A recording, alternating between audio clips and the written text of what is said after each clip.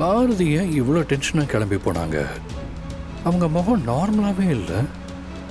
ஏதோ ரொம்ப சீரியஸாக யோசனை பண்ணிட்டு என் மேலே விடுற மாதிரி வந்தாங்க.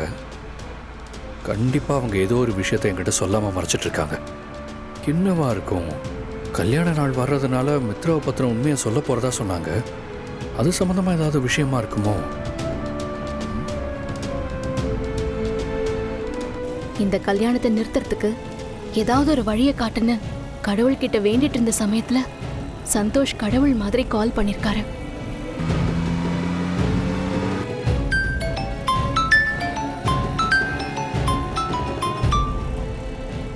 சந்தோஷ் மேடம், நீங்க சொன்ன மாதிரி நான் ஆட்டோல வந்துட்டு இருக்கேன். நீங்க எங்க வரணும்னு சொல்றீங்களோ அங்க நான் வந்துடுறேன் மேடம். வலசர வாக்கத்துல ஒரு முருகன் கோவில் இருக்கு, அது உங்களுக்கு தெரியுமா? மேடம், நல்லா தெரியும் மேடம். நீங்க அங்க வந்துருங்க, நானும் வந்துடுறேன். Okay madam. உங்களுக்கு ஏற்கனவே நடந்த விஷயம் தெரியும்ல, கொஞ்சம் கேர்ஃபுல்லா இருங்க. யாராச்சும் ஃபாலோ பண்றாங்களான்னு கூட செக் பண்ணிக்கோங்க. புரியுது மேடம், நான் கவனமா இருக்கேன், நீங்க கவலைப்படாதீங்க. சரி, தேங்க்ஸ்.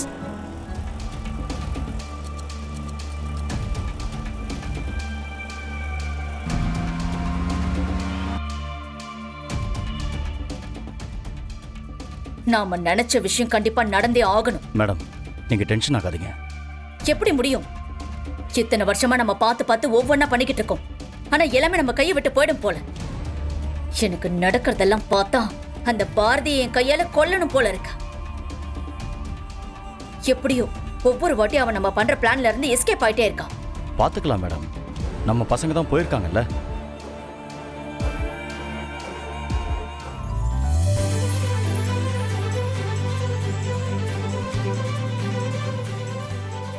அக்கா, இன்னைக்கு அப்பா தானே நம்மளை கூட்டிட்டு போக வராருன்னு சொன்னாரு. இன்னும் அப்பா வரல. எனக்கு பசிக்குது, ஏதாச்சும் வாங்கி சாப்பிடலாமாக்கா? உனக்கு எதா வேணுமா?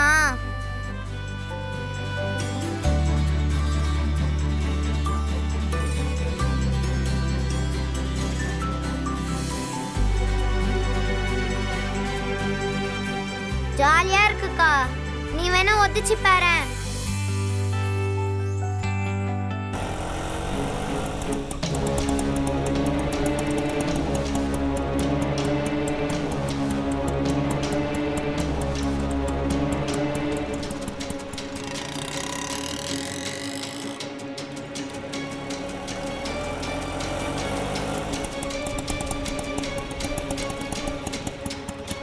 அண்ணா இந்தாங்க. Hello ma'am.